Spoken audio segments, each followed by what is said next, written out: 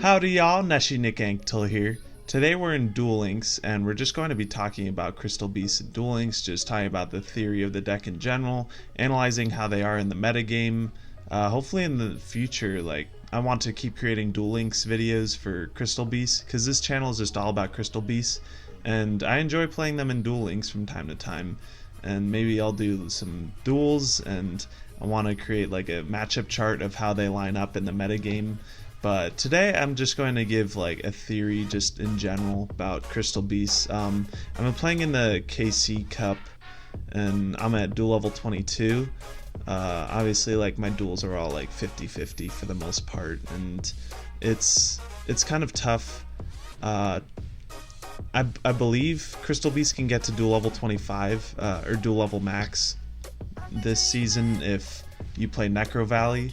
I just don't have the card, unfortunately. I'll get into that a little bit later. I'm in Platinum 1 in Ranked. Last season I was in Legend. I was close to King of Games, but like I said, without Necro Valley it's kind of hard to play Crystal Beasts right now. But just like one thing I do want to say about Duel Links in general is I don't appreciate how hard the cards are to obtain. It's very unreasonable to ask an average player to build more than one deck a year without investing a considerable amount of money into it, and that's especially the case when trading isn't allowed. Obviously they want players to invest money into the game. You know, you don't want to create an app and then have no one invest money into it. But if someone is spending over $50 to get one ultra rare card that they haven't gotten yet, and they still need two more, that's very unreasonable, in my opinion. I personally have invested a lot into this game, more than I'd like to say, and I've only really built a couple decks. I built Jurassic World when the game first came out. That was my first time getting to King of Games, was with Jurassic World, because it was just 1900 bodies. And then last season I played Crystron's, and I got to King of Games with that. So like I've built a couple decks from time to time, but like mostly Crystal Beasts. I mostly play Crystal Beasts. But honestly I'd love the option to purchase singles in Duel Links, because just blowing through packs and just spending all your gems and investing actual money, like a lot of money into it, and not getting the cards that you want, it's just nothing is more like unmotivating than just blowing through a bunch of money and not getting the cards that you need. But yeah, I'll get into the theory portion at this point. I'll show you the deck that I have been playing. It's pretty much Conclave control. That's the funny thing. It's just like rush recklessly to trigger your Crystal Conclave. But in general, like before I go into I'll do a little deck profile, but I just kind of want to talk about Crystal Beasts in a Duel Links format in general. So I've always thought that Crystal Beasts were interesting in a Duel Links format. Since it's so battle heavy, they gain their full value from being destroyed, and it actually allows cards like Crystal Raigeki and Parallel Twisters to not be a neg1. Like they go even essentially, and you rarely see even removal cards in Duel Links, especially getting rid of monsters like Parallel Twisters or Crystal Raigeki does. You know, Cosmic Cyclone is a meta staple for a reason, right? Duel Links format also allows Sapphire Pegasus to potentially net a net +2, because in theory you +1 from its own effect and then crash it into a Keeper of Dragon Magic, then it stays on field while the Keeper goes to grave. So in theory it's a +2. I mean, kind of a ghetto +2, because the Crystal Beasts in the back row don't gain advantage and they don't really help advance your game state at all, but they're more like enablers. They enable your other extenders. And 1800 beaters in general with Sapphire Pegasus are just very essential to the metagame. Like 1800 beaters are just very, very awesome in the format, and the Crystal Beasts don't care about cards like Widespread Ruin, like any cards that destroy them, similar to how they win the Eldritch matchup in the TCG. Like they don't care about Conquistador, and they don't mind just being destroyed in general. Even better is if your opponent Canadias your Sapphire Pegasus and then flips it down, like it Book of Moons it, then Pegasus is able to grab another resource from every turn you end up just out resourcing your opponent, just like getting a resource every single time, and you end up just beating your opponent that way. But I also like playing Crystal Promise because it gives the deck a little bit of OTK potential. So yeah, I guess I could talk about the deck a little bit, do the deck profile. So 3 Pegasus, and then 3 Rainbow Bridge, and 1 Crystal Bond, because you can only get 1. That's like the heart and soul of the deck. Bond being in the game, I mean, that's awesome, but Bridge is like the best card for Crystal Beasts. 3 Bridge in Duel Links makes the deck very hyper consistent.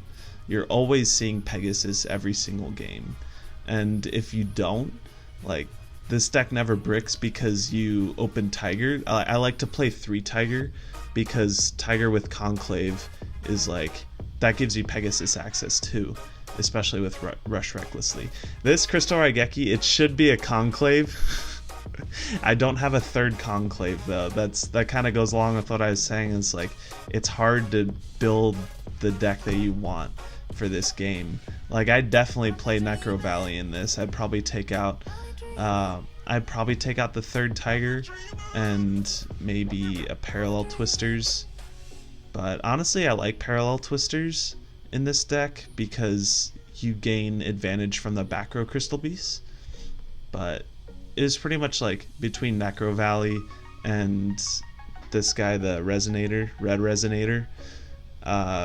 Here's my extra deck too. I'm playing the Rainbow Overdragon just because I do have a 6th slot.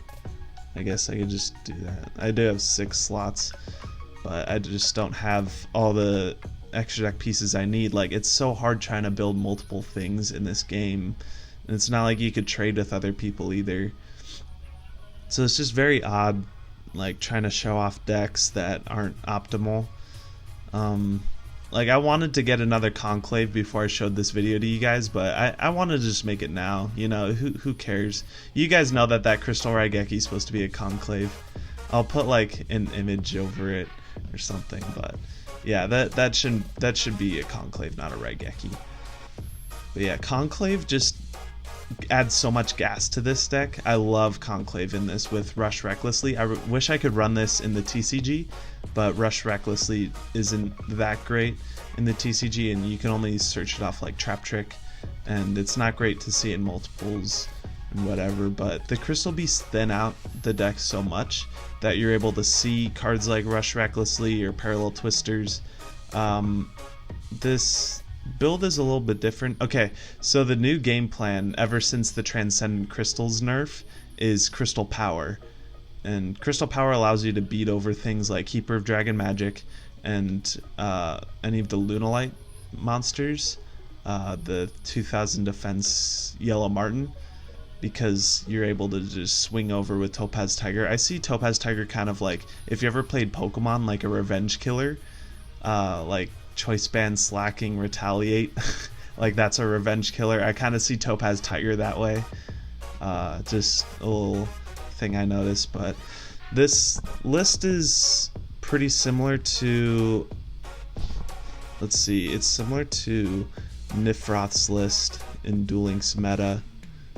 He plays Tie That Binds, but I mean, this is pretty much like the gold standard of how you should be playing Crystal Beast right now. Obviously Crystal Power instead of Tie That Binds for sure, but and then probably 2 Necro Valley, and then instead of the World Legacy Clash. I like World Legacy Clash, but it's kind of clogs your back row and you need field presence. I get that you need to beat over some things, but I mean, Necro Valley just is a little bit more impactful in my opinion.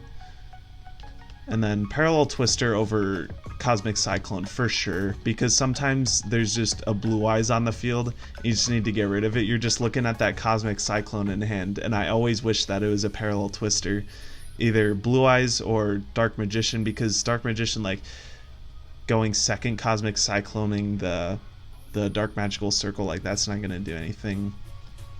I guess if you Cosmic Cyclone the Navigation and try to bait it out, navigation's like the most broken card in the game, in my opinion, right now, just because there isn't a main phase 2. So they just do it during battle phase, and then you just don't have the right setup for it.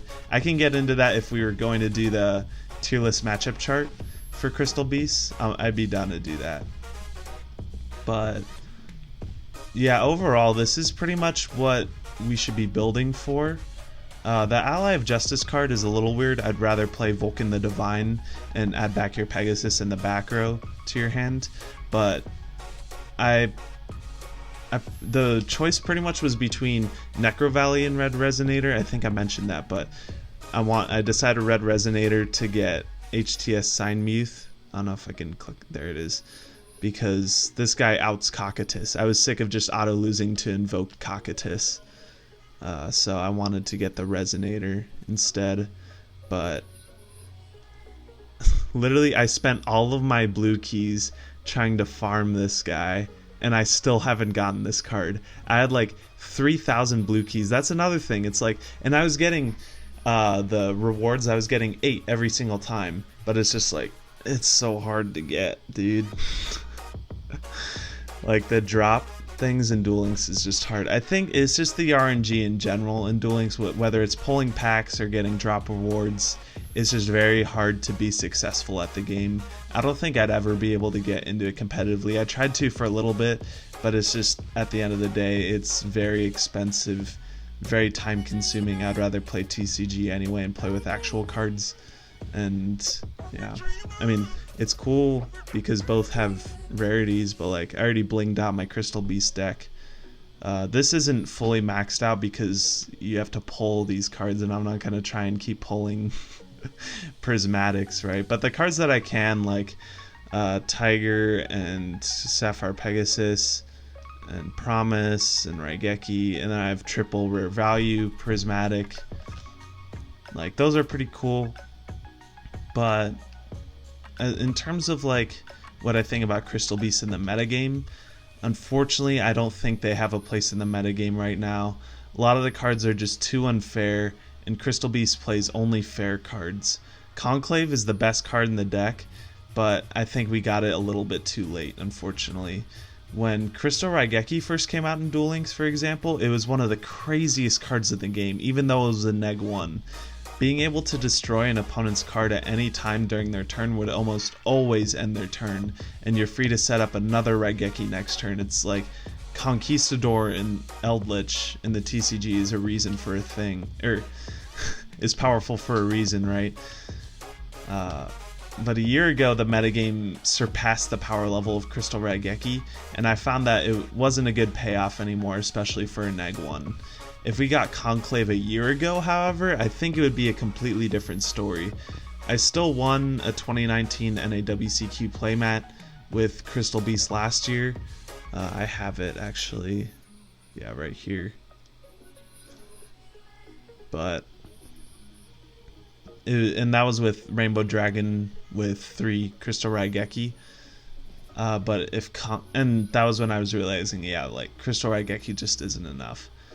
But if we got Conclave a year ago, I feel like I could have won the WCQ, honestly. Conclave would have been so good with that. With like Rush Recklessly and just the power level of all the other decks. I'm pretty sure Necro Valley was out too at the time. I can't remember. But now we can run only really fair cards. That's why I did like Necro Valley in Nifroth's list, because it was made Crystal Beast able to beat the meta. But I mean, like I said earlier, it's very unreasonable to ask players to get a hold of these cards like that. And you know, players want to try out cards. I did get a second Sphere Karibo. I used my dream ticket on that because I'm like, I'm not going to want to buy this older set. It was the oldest set, so all those cards are going to be pretty bad. So I didn't want to buy it, so I used my dream ticket on it. To get that second one, because you know, hand traps are good in Crystal Beast because they don't clog your back row in theory, but Sphere Karibo just wasn't impactful at all, and every time I saw it I just wished it was something like a Parallel Twister, or the Red Resonator would have been good too. it's tough because you can't try out these cards and see how they are in the metagame and then just return them for gems. That would be a cool way to, that would be a cool thing to implement actually, like returning cards for gems. That'd be very cool. I'd really appreciate that. That'd make this game a lot more playable, especially competitively. But yeah, like I said, I chose Resonator over Necro Valley because I was sick of losing to Invoked. Because Cocytus is just hard to out, especially because Kaijus aren't in this game. But I think the next step, if Crystal Beast is to become a meta deck in Duel Links, is if Zenith came out. Oh boy, that would increase the power level a lot by giving them like natural outs to high attack monsters like Dark Magician or Invoked Cocytus. But like it also give them even more OTK potential. That's why I run Promise too, like I said, where if you open like Bond, Promise, and then Parallel Twister going second, you can OTK your opponent because you like if they just set a monster, set one back row, you need to be able to go fast enough. You know that they're playing a slower deck, so you need to just go fast enough to try and kill them right away because you don't want to go into the grind game with a slower deck, because they'll end up just decking you out in the end because this deck just blows through. Not that you can't beat them. If you had an infinite deck size, then we definitely beat the grindier decks like the Lava Golem decks. But unfortunately, they deck us out or burn us out with Shadow Game, and that's what kind of sucks. So you need to kind of play aggro at that point. But yeah, Zenith just seems like a great Duel Links card. Either Zenith or when Xyz come out. Xyz would help the deck a lot, even if it's just Utopia. Like, even if they just come out with Utopia as the only Xyz monster. As of right now, if I have 2 Crystal Beast monsters and 2 Crystal Beasts in the back row, I can't Crystal my power my way up to 2500 to go over Dark Magician. Because Topaz Tiger only caps out at 24 because he is at 16, gets boosted up by the 2 in the back row that puts him up to 2000, and then by his own effect it only boosts him up to 24. So if Utopia comes out, I can overlay 2 monsters to go 25. That automatically ties with Dark Magician, and then I just crystal power him up to 2900, and then that beats over almost anything in the game. Not Cocytus, but like if I just set up the 3 in the back row and then that boosts him up to 31, that gets over Cocytus. That would be pretty sweet. I really don't like Invoke Cocytus, if you could tell. It's just very hard in Duel Links when there aren't any outs to it, really. But yeah, anyways, I don't think I can make it to dual level max until I could pull Necro Valley. But I hope you enjoyed my little discussion of Crystal Beast theory and Duel Links. I know my channel is all Crystal Beast content. That allows me to dip into Duel Links content too. I want to maybe make a video of this deck in action, or even a tier list video of the matchups for Crystal Beast in the current meta. I think those would be fun ideas for sure. I pretty much just want to do content that I enjoy on this channel because I know I'll have fun making it, and that would make you guys enjoy it too. So hopefully you guys would enjoy it too. So thank you for watching. Join the Crystal Beast Duelists, and I'll see y'all in the next video.